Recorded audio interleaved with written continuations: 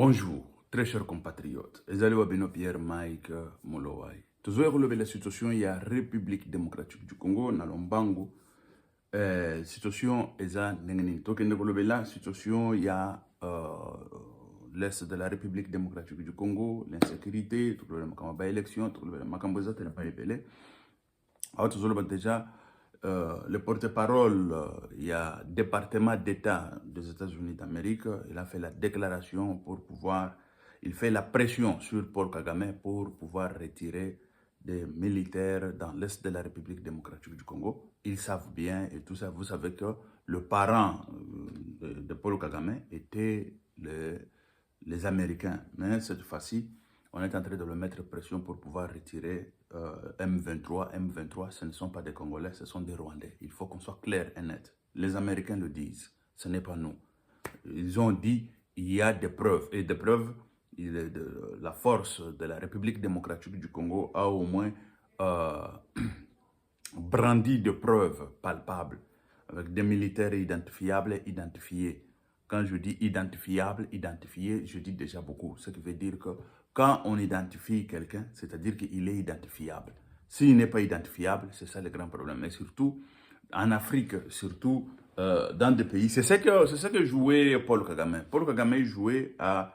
On ne peut pas identifier nos militaires parce qu'il y a des Rwandais qui étaient déjà en République démocratique du Congo depuis longtemps. Et de même Rwandais là, ce sont des Congolais qui parlent le Kenya-Rwanda.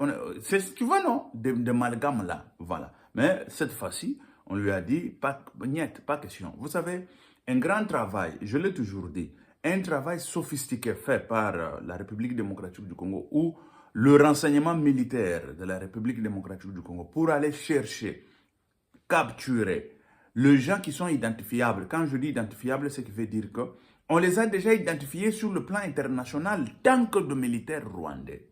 C'est ça, tant que de militaires rwandais. À l'ONU, ce sont des militaires qui étaient partis dans des missions de casques bleus, identifiés en tant que de militaires rwandais, et avec leur nom et tout ça, et des cartes sur le plan international à l'ONU. Et la République rwandaise recevait de l'argent au nom de ces militaires-là. Pendant un certain temps, il recevait l'argent, Paul Kagame, il recevait l'argent au nom de ces militaires-là, à l'ONU. Mais cette fois-ci, de mêmes militaires-là, ils ont été capturés en République démocratique du Congo. Ils n'avaient pas au moins les moyens de s'échapper ou quelques échappatoires pour dire que non, ce ne sont pas des Rwandais, ce sont des Congolais. Si c'était des militaires rwandais qui n'étaient pas identifiables sur le plan international, il allait dire que non, ce ne sont pas des Rwandais, ce sont des Congolais. Mais cette fois-ci, on l'a pris la main dans la casserole. Tu vois, non? Tant aux autres, surtout que Keba, oza chor. Oui, omonanga, oza la boy, ozoka nisake ba monaka te. Ba monaka ko. Et c'est ça. C'est comme ça qu'on a pris Kagame la main dans la casserole. Moi, personnellement, je me demande de savoir comment est-ce que l'information grandiose comme celle-ci, la République démocratique du Congo peut aller mettre la main sur des militaires identifiables. C'est grave. Je vous dis qu'il y a eu un grand travail. Quand je vous dis un grand travail, moi, en tant que criminologue, je vous dis qu'il y a eu un grand travail. Et ça, je suis sûr et certain qu'au Rwanda, nous avons la même mise. Notre service d'information, a la même mise sur Rwanda. C'est déjà fini. Rwanda, c'est déjà fini, c'est déjà clôturé. Pour arriver à mettre la main sur des militaires qu'on avait envoyés dans des missions internationales, missions onusiennes, quelque temps, et ils étaient parmi, je ne sais pas si c'est des troupes de 500 personnes, et ce sont eux qu'on a mis la main là-dessus, et brandir comme de preuve. Je vous dis que ça, c'est un travail sophistiqué qu'il faut au moins féliciter Félix Béton Fachi et féliciter aussi les services des renseignements militaires. Ça, écoutez, quand je vous dis comme ça, c'est en tant que professionnel, un professionnel de de cet angle-là, professionnel de cette profession, je vous dis, ce n'est pas facile. Ce n'est pas facile, mais on sait que la République démocratique du Congo vaincra, tel qu'elle l'a dit. Écoutez, là, on va en parler tellement beaucoup. On va en parler aussi sur la situation des Nanga. Quand je vous parle comme ça, c'est en Jeune Afrique. Écoutez, je vais vous lire. Et tout ça, c'est quoi? C'est la corruption. La corruption qui bat son plein en République démocratique du Congo. Bon, tout Congolais peut être président de la République, tout Congolais. Mais Nanga, il peut tout d'abord nous prouver l'argent il a eu ça où? Nanga. Écoutez, ici on parle de quoi? En RDC, l'attention d'une candidature, ici on nous parle la tentation d'une candidature pour Corneille Nanga en 2023.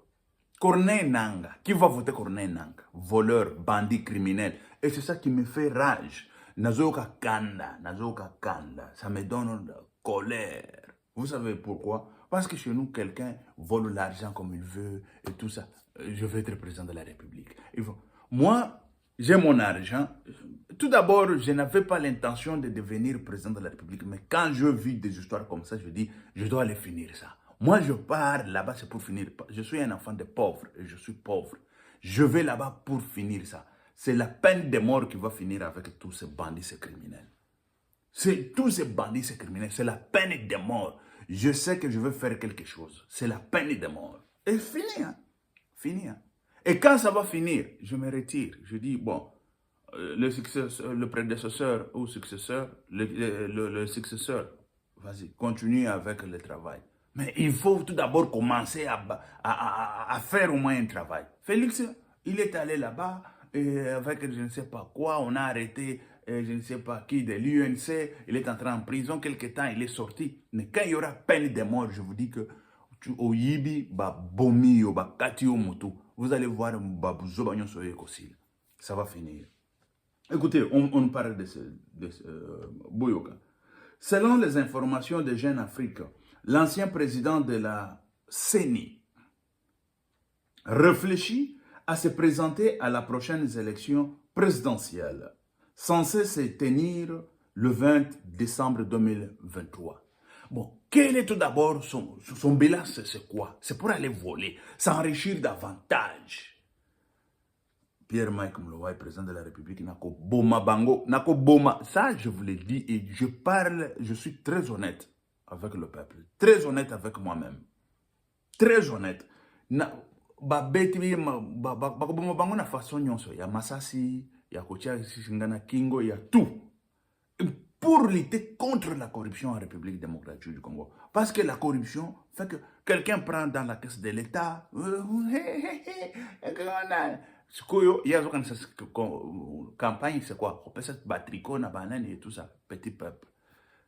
Un petit peuple qui ne connaît pas c'est quoi la souffrance, qui ne connaît pas comment s'en sortir dans la souffrance.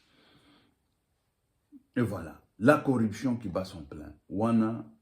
Ezali ba situation oyo toko koya kolobelango pe mingi et tout ça, mais de toute façon tant toujours que nena koyoka déjà que IGF présent, les responsables de l'IGF on le cherche et tout ça, c'est normal parce que tu travailles dans l'institution pareille. Les gens qui volent l'argent, ils font parce que tu es en train de leur barrer la route. Tu es en train de barrer la route aux criminels, aux bandits. Et ce sont des criminels et des bandits qui vont chercher ta tête. Ce sont des criminels et des bandits qui vont chercher ta tête. Et ça, c'est clair. Mais moi, personnellement, pour la République démocratique du Congo, ça, je l'ai toujours dit, celui qui a des couilles, qu'il s'attaque à Pierre-Mike Mlouaï, moi, écoutez, je n'ai pas peur de personne. C'est notre pays, c'est notre patrie. Et là, ma mission est de pouvoir barrer la route aux criminels. Parce qu'aujourd'hui, là, nous sommes victimes du Rwanda. Nous sommes victimes pas seulement du Rwanda, nous sommes victimes de la communauté internationale pour pouvoir nous voler les minéraux. Ne croyez pas qu'ils viennent nous voler parce que eux, ils sont je ne sais pas comment. Non, c'est parce qu'ils ont trouvé quelque chose en République démocratique du Congo qui s'appelle la corruption. Et cette quelque chose-là, c'est ça qui a fait qu'ils puissent au moins s'en servir. S'en servir et pour pouvoir nous voler, pour pouvoir faire tout ce qu'on est en train de faire. Et nous avons perdu plus de 6 millions de morts. Ça, quand je dis 6 millions de morts recensés, reconnus par la communauté internationale, mais c'est plus de 6 millions de morts. Nous avons des gens, il y a des vidéos, je vous ai dit qu'il y a un film là, un reportage qui se passe de tout ce qui s'est passé dans l'est de la République démocratique du Congo. Ça me fait encore, ce sont des archives qu'on va bien préparer pour juger tout criminel. Parce que nous avons vu des femmes sans bras, sans quoi, on a tenté même de quitter la tête avec des machettes et tout ça. Et ça ne peut pas rester impuni. Ça ne peut pas rester impuni. L'impunité bat son plein en République démocratique du Congo. L'impunité bat son plein. Et tel que l'impunité bat son plein, nous avons jugé Pierre-Mike Mlouaye. Parce que je n'ai pas vu quelque chose. Si je voyais un président qui commence déjà à tuer les criminels, des bandits, commence à tuer, à lutter contre la corruption, tuer tous les corrompus, quand lui-même n'est pas corrompu, et c'est fini. Moi, je vais me retirer, je vais dire, c'est fini, mon combat est arrivé. Mais jusque-là, mon combat n'est pas encore arrivé. Moi, Pierre-Mike Mlouaye, je suis dans les combats jusqu'à tel point qu'on va arriver à changer des choses, à basculer ou à bousculer des choses pour que des choses puissent changer. Quand je vous parle, aujourd'hui, on nous parle de Matata Ponyo, président à la candidature ou à la présidentielle de 2023. Matata Ponyo, qui a au moins la charge sur lui de 240 millions, une histoire comme ça. Au total, c'était 280 quelques millions de dollars américains décaissés pour Boukangalonzo. Ça, c'est le cas de Boukangalonzo. Il y a le cas des arianisations. Il y a 90 millions déjà décaissés. Ça a été barré la route par l'ordonnance présidentielle de Joseph Kabila. Et cet homme-là, il voulait se faire multimilliardaire. Bon, il nous a parlé, il a fait la déclaration. Il y a des gens qui ont volé dans ce pays des milliards. Ah oui, c'est-à-dire que moi je vole des millions, il y a des gens qui ont volé des milliards. Et ça, on va laisser la République comme ça, très chers compatriotes. On va abandonner la République là, comme ça, dans la main des bandits, des criminels. On va abandonner la République là, comme ça, à la merci des criminels et des bandits. Parce qu'ils ont de l'argent, l'argent fait qu'ils deviennent de plus en plus forts, ils deviennent de plus en plus, je ne sais pas comment, parce qu'au Congo, tu as l'argent, tu fais la campagne, tu fais ceci, cela, patati, patata. Cela va changer et ça va changer. Cela va changer et ça va changer. Nous devons éduquer notre peuple pour leur dire que voter quelqu'un, ce n'est pas prendre les tricots, prendre les sucres, des kilos de viande, de bœuf et tout ça. Mais non, ce n'est pas ça qui va changer la République. Ce qui va changer la République, il y a beaucoup d'optiques, il y a beaucoup de façons de changer la République. Et pour changer la République, il faut au moins du sérieux. Et du sérieux, c'est quoi? C'est-à-dire, tu votes quelqu'un, c'est pas pour voter, mais tu votes quelqu'un parce qu'il va travailler. Il a une vision. Il a au moins... et c'est ça. Mais quand on vote parce qu'il t'a donné le tricot, mais notre peuple, c'est un peuple... C'est pour ça qu'on a toujours acclamé la gratuité de l'enseignement. La gratuité de l'enseignement, c'est quoi? On est en train d'enseigner aux enfants de pouvoir réfléchir. Parce qu'il y a des grandes personnes ou des personnalités même chez nous. C'est ça même, des grandes personnalités, ils amènent les gens dans leur optique là de pouvoir leur donner des choses pour qu'ils soient votés, qu'ils aillent au pouvoir voler et personne ne dit rien. Zambena Kembo. Personne ne dit rien dans ce pays-là. Mais non, ça doit finir, ça doit finir. On y va sur la situation de la déclaration des États-Unis d'Amérique sur la situation de Paul Kagame. Paul Kagame, il se sent coincé. Bon, il a fait ce qu'il a fait. Il ne sait pas comment reculer, il ne sait pas comment faire parce qu'il sait qu'il avait mis la main sur la République démocratique du Congo. dans l'est de la République démocratique du Congo. Il avait mis la main pour pouvoir voler, détourner, faire de n'importe quoi.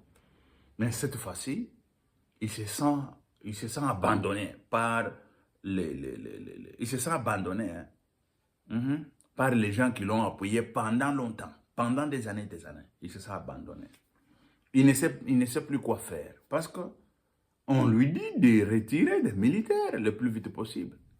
Et ça, c'est la déclaration des États-Unis d'Amérique qui parle sur la situation de Paul Kagame.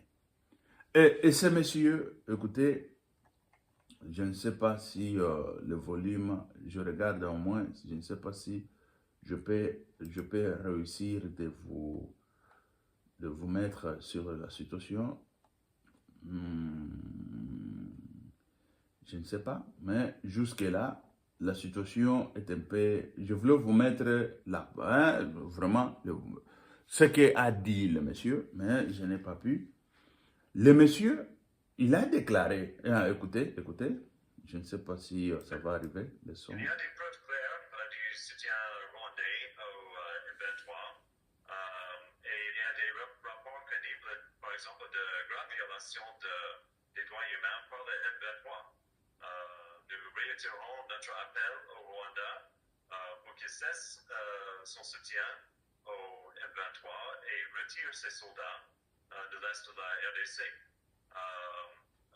De même, nous dénonçons la collaboration entre des éléments des forces armées congolaises et des groupes armés dans les FDLR, comme le souligne le rapport que je viens de mentionner. Concrètement, comment comptez-vous vérifier que vos appels sont pris en compte sur le terrain? Il y a plusieurs façons. Bien sûr, notre diplomatie est toujours engagée dans la région avec les gouvernements concernés et les pays voisins, avec le gouvernement à Kinshasa et à Kigali aussi. Les États-Unis ont des équipes dans chaque capitale qui sont chargées de surveiller la situation. Il y a aussi l'ONU, bien sûr, qui vient de publier ce rapport. Il y a des casques bleus, il y a des ONG, et nous recevons par exemple des rapports de chaque côté. Bon, je ne sais pas si... Je ne sais pas si vous comprenez déjà. Ici, c'est le porte-parole. Le porte-parole du Conseil. Ici, on parle du porte-parole du Conseil. Ici, on parle du... c'est William Johnson Sums. Il parle au sujet de la situation de l'Est de la République démocratique du Congo. Nous réitérons notre appel au Rwanda pour qu'il cesse son soutien au M23 et retirer ses soldats de l'Est de la République démocratique du Congo. Porte-parole des langues françaises du département de l'État américain, William Jonan. Voilà. Vous comprenez déjà, c'est ça la situation. Oyo, Nazotanga. Excusez. Nazotanga, et voilà. Écoutez maintenant, qu'est-ce qu'on a dit? Écoutez, le temps nous fait les défauts et tout ça, mais on n'a pas de choix. On n'a pas de choix. Écoutez, on nous parle de quoi? RDC. La pression de Paul Kagame sur la communauté internationale. Nous ne pouvons pas continuer à accueillir des réfugiés en provenance de la RDC. Ce n'est pas des problèmes du Rwanda. Je refuse que le Rwanda supporte ces fardeaux. Ça, c'est Paul Kagame. La réponse de Paul Kagame. Parce que Paul Kagame, il sait que aujourd'hui, là, s'il abandonnait, au moins, s'il cesse d'appuyer les M23, il sera pauvre. Il va vivre de quoi? Il va payer ses fonctionnaires avec quel argent? Tout ce que Paul Kagame a toujours fait et tout ça, ça vient de la République démocratique du Congo. Mais cette fois-ci, on lui dit, tu dois enlever la main sur la République démocratique du Congo. Il ne sait plus encore, il ne sait plus comment vivre. Il ne sait plus comment aller de l'avant avec ses projets avec voilà, ce qu'il gagne dans son pays. Parce que tout ce qu'il gagne dans son pays est petit et minime. Parce que le pays là n'a rien dans le sol et sous-sol. Et voilà, les gars, il ne sait plus comment faire. Il commence à donner des réponses. Ce qui se passe dans l'Est de la République démocratique du Congo, ce n'est pas mon problème. Ce n'est pas ton problème, mais comment il y a des militaires avec les militaires identifiables et puis identifiés par la République démocratique du Congo. Et on a brandi ça devant la communauté internationale, devant tout le monde. Et ces messieurs-là, pour que la République démocratique du Congo ait la paix, il faut la mort de Paul Kagame. Oui, oui. Parce qu'on a essayé par tout le moyen. Félix Antoine Tshisekedi Tshilombo, il est venu avec des dialogues, avec des coopérations et tout ça. Le monsieur, il voyait Félix Antoine Tshisekedi Tshilombo comme si c'est quelqu'un qui n'a pas de couilles, c'est lui qui a peur de lui, c'est lui, je ne sais pas quoi. Mais le jour où Félix Antoine Tshisekedi Tshilombo est devenu les lions rugissants, les lions qui dénoncent et tout ça, il dit, s'il faut la guerre, on ira à la guerre. Et voilà, les gars, ils ne savent plus comment faire. Ils croyaient que la communauté internationale va les soutenir avec ce prétexte-là de on est en train de tuer les Tutsis dans l'Est de la République démocratique du Congo. On est en train de ce prétexte-là. Mais il a vu que c'est fini. On a balayé tout ça. On lui a dit, écoutez, monsieur, tu dois retirer, tu dois retirer quoi? Tu retires tes éléments que tu as envoyés en République démocratique du Congo et finis cette récréation. Avec, je dirais... avec au moins, je dirais, la diplomatie dont Félix Antoine Tshisekedi Tshilombo a appliqué sur le plan international. Quand on vous parle de la diplomatie, parce que Félix, il a commencé la diplomatie avec le Rwanda, pour pouvoir finir ça dans l'amiable avec la diplomatie. Mais cela n'était pas le cas. Rwanda ne voulait pas. Rwanda, il voulait toujours se montrer puissant, je ne sais pas comment et tout ça. Mais cela, c'est déjà fini. On lui a dit, Rwanda, niet, retire tes militaires et va te faire foudre, va te faire je ne sais pas quoi ailleurs. Rwanda commence à pleurer. Paul Kagame commence à pleurer. Ok, merci très chers compatriotes. On va se retrouver encore, faute de temps et tout. On va se retrouver d'ici là. Merci, ciao, à la prochaine. Que Dieu vous bénisse.